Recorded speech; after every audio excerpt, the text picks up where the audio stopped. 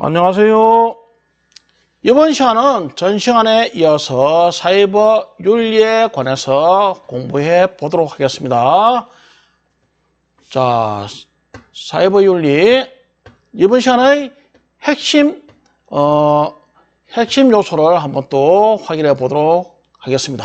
자, 이번 시간의 핵심 개념은 사이버 윤리입니다. 자, 사이버 윤리. 자, 한번 시작해 볼까요? 자, 이번 시간의 학습 목표. 사이버 윤리의 기본 원칙에 대해 말할 수 있다. 그리고 사이버 범죄 예방 방법에 대해 말할 수 있다. 이렇게 한번 정해 봤습니다. 자, 여러분들, 다 준비됐습니까? 자, 준비됐으면 이제 또 한번 본격적으로 공부해 보도록 하겠습니다. 자, 사이버 윤리의 필요성. 그 사이버 윤리가 왜 필요할까? 이것은 우리가 사이버 공간이라니까 여러분들이 좀 이렇게 무슨 소린가 할지 모르겠지만 사이버 공간이라고 하는 것은 인터넷 공간이라고 이렇게 생각하면 되겠습니다. 사이버 공간의 특성에 따라 기존의 윤리 개념을 정보 사이에 적용하는 데는 한계가 있다. 그렇겠죠. 직접 사람이 만나서 이야기하는 것도 아니고 인터넷에서 어디에 있는지도 모르면서 그냥 이 화면상에 떠 있는 그런 사물을 보고 서로 이렇게 대화를 할 수도 있고 하기 때문에 기존의 그런 윤리 개념하고는 상당히 적용하는데 한계가 있습니다.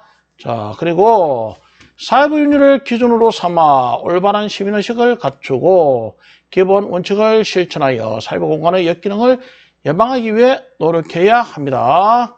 자, 그러면은 이제 이 법이라든지 이런 거에 대해서 이제 또 한번 확인해 봅시다. 이 사이버 윤리와 관계된 법과 제도에 대해서 한번 확인해 봅시다. 왜냐하면은 여러분들이 대부분이 요즘은 인터넷이 없이는 생활하기가 아주 곤란한 그런 지금 세상을 살고 있기 때문에 한번 요 관계된 법과 그리고 제도에 대해서 여러분들이 상식적으로 좀 알고 있어야 됩니다. 자, 사이버 공간은 현실 세계에서 적용되는 헌법, 법률, 명령, 규칙 등이 그대로 적용됩니다. 그대로. 자, 어떻게 적용되는지 한번 보겠습니다. 자, 법과 제도. 정보통신망 이용 촉진 및 정보 보호 등에 관한 법률에 의해서 저촉이 됩니다. 자, 개인정보, 주민등록번호 도용. 이 도용이라는 말은 훔쳤다는 이야기죠. 그리고 인터넷 관련 범죄나 사고 등에 관한 법률에 의해서 이렇게 그대로 이렇게 혹시 위반했을 적에는 이러한 법의 저촉을 받습니다. 그리고 성폭력 범죄의 처벌 등에 관한 특례법. 그래서 여기 보면은 그 내용은 통신 매체 이용, 이용을 해가지고 성적 수치심을 유발한다든지 혐오감을 유발한다든지 이런 경우에는 이 저촉을 받습니다. 그리고 카메라 등을 이용해가지고 타인의 신체 의사에 반한 촬영을 한다든지 본인은 사진 찍기 싫은데 이 사진을 막 찍는다든지 이러한 것에 대해서 이렇게 처벌을 받게 됩니다. 그다음 위치 정보의 보호 및 이용 등에 관한 법률, 동의 없이 개인 위치 정보 수집, 이용, 제공하는 것에 관해서 법적인 제재를 받게 됩니다. 게임 산업 진흥에 관한 법률, 게임 제공업자, 게임물 이용, 도박, 사행행위 방조, 등급 표시 의무 위반, 게임물 유통 등에 관한 법률에 의해서 이렇게 사이버 윤리가 이렇게 쭉 진행됩니다. 그래서 저촉이 되면은 위반을 했을 적에는 이러한 게임 산업 진흥에 관한 법률에 의해서 처벌을 받게 됩니다. 그다음 청소년 보호법, 청소년 유해 매체물 표시제도 시행법, 그리고 유해정보 심의제도, 인터넷상 각종 불법 청소년 유해 정보에 관한 자체 검사, 신고 접수를 통한 심의제를 통해서 이러한 사이버 윤리를 갖다가 지키게 강제하게 됩니다. 자, 그러면 한번 사례를 통해서 우리가 이렇게 법과 제도가 있고 내용은 있지만 도대체 무슨 말인지 잘 이해가 안 되는 그런 경우가 있습니다. 자, 그래서 한번 사례를 통해 가지고 하나하나 우리가 한번 보겠습니다. 어떠한 사례가 있는지. 자, 보겠습니다. 사례로 보는 법과 제도 한번 보겠습니다. 자, 누군가 이렇게 질문을 했죠. 인터넷에 있는 글과 그림, 사진 등을 복사해 나의 SNS에 올리면 안 되나요? 여기 보면은 딱 딱 느껴지는 게 있죠. 인터넷에 있는 글과 그림을 갖다가 그냥 복사해가지고 허락을 받지 않았다면은 우리가 전 시간에 배운 저작권법에 의해서 딱 저촉된다고. 그렇죠? 이건 말 하나 이렇게 마음대로 올리면 안 되겠죠? 자, 그러면 한번 봅시다. 이런 것은 저작권법 제36조 1항에 의해서 저촉됩니다. 한번 보겠습니다. 저작재산권, 그 밖의 이 법에 따라 보호되는 재산적 권리를 복제, 공연, 방송, 전시, 배포, 2차적 저작물의 작성의 방법으로 침해한 자는 2차적 저작물이 복사했다 이 말이죠. 그래서 타인의 그런 저작자의 동의 없이 허락 없이 했을 경우를 말합니다. 침해한 자는 5년 이하의 징역 또는 5천만 원 이하의 벌금을 물린다. 그건 안 된다는 이야기죠. 물론 자기가 찍은 것은 괜찮습니다. 자기가 직접 찍은 것은 괜찮습니다. 하지만 직접 찍어도 남이 이미 만들어놓은 것을 갖다가 또 찍어가지고 했다. 그거 안 되겠죠. 자기가 직접 창작된 그런 사진이라든지 글, 그림 이런 것이 되어야 되겠죠. 그런데 남이 이미 만들어놓은 것 갖다가 똑같이 이렇게 사진 찍어서 올린다. 그런 거는 곤란합니다. 자, 그럼 또 한번 보겠습니다. 자, 또 어떤 것이 있느냐. 의도적인 악성 댓글과 개인의 명예훼손 내용이 담긴 게시글을 올리거나 옮기는 행위 등은 어떠한 처벌을 받게 되나요? 보면은 악성 댓글, 요새 참 악성 댓글이 문제가 많이 있습니다. 익명성을 이용해서 자기가 타인을 갖다가 아주 안 좋게 비방한다든지 또 개인의 명예훼손을 한다든지 이런 경우가 많이 발생합니다. 자, 이럴 경우는 어떻게 되느냐 한번 보겠습니다. 타인을 비방할 목적으로 정보통신망을 통해 정보통신망, 인터넷 등 이런 것을 말하겠죠.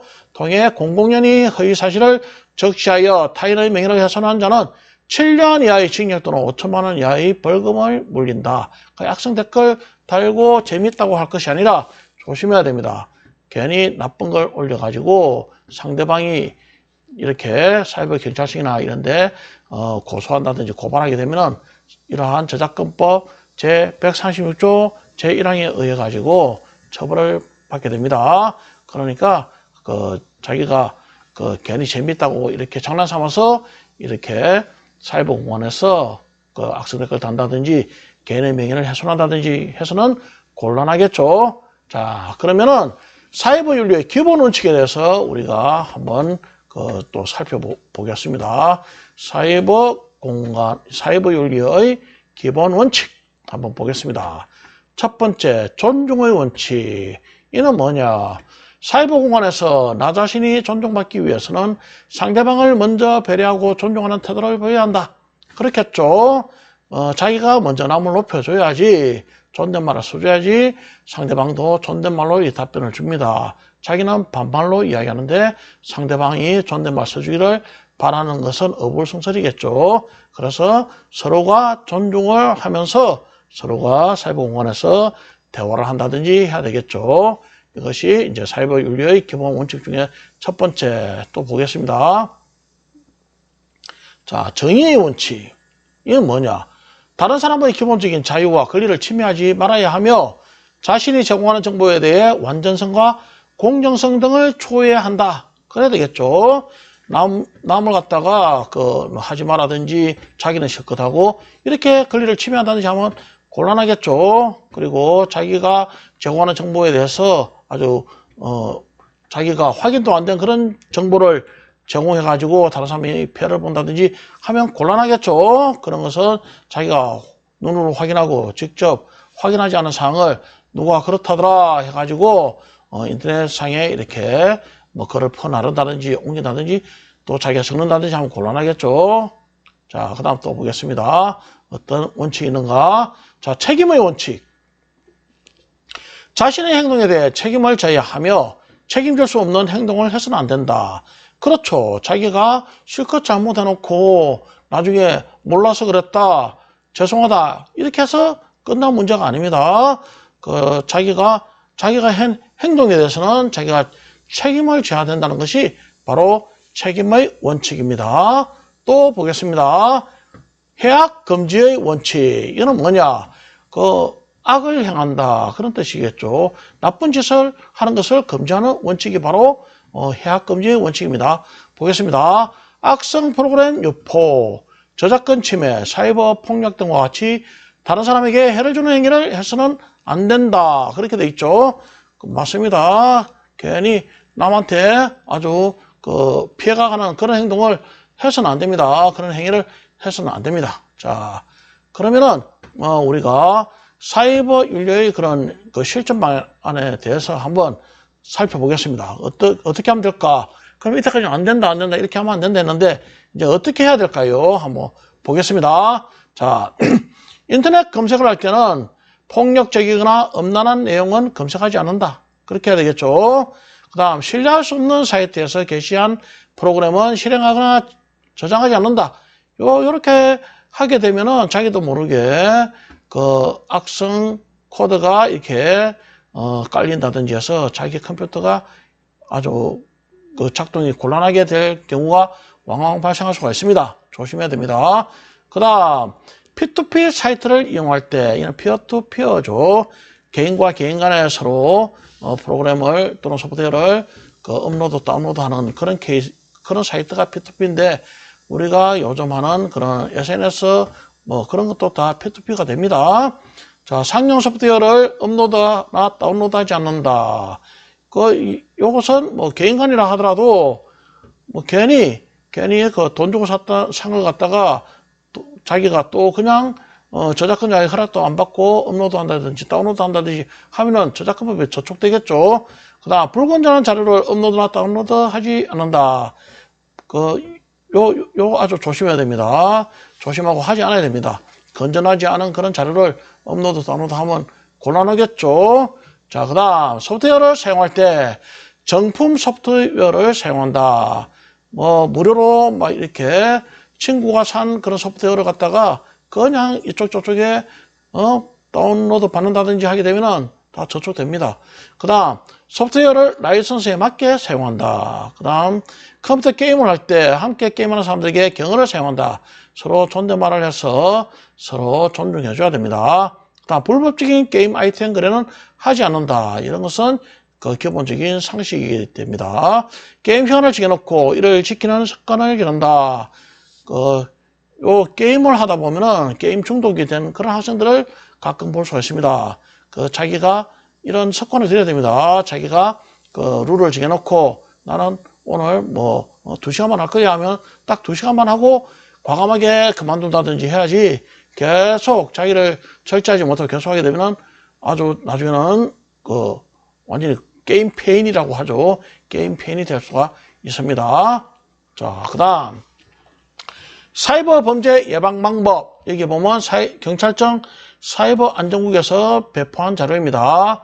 사이버상에서의 예절인 넷티켓을 잘 지킨다. 믿을 수 있는 사이트에서는 전자상거래를 한다. 공공장소의 컴퓨터에는 개인정보를 입력하지 않는다. 의심스러운 메일은 버리고 스팸 메일은 수신을 거부한다. 특가상품, 이벤트 상품 등과 같은 광고메일을 조심한다. 불법 소프트웨어를 사용하지 않으며 정품 소프트웨어를 사용한다. 인터넷 쇼핑을 하기 전 약관을 읽어보고 발생할 수 있는 문제들에 대한 해결 방법도 알아본다. 이렇게 쭉 돼 있죠. 이게 다 좋은 옳은 말들입니다.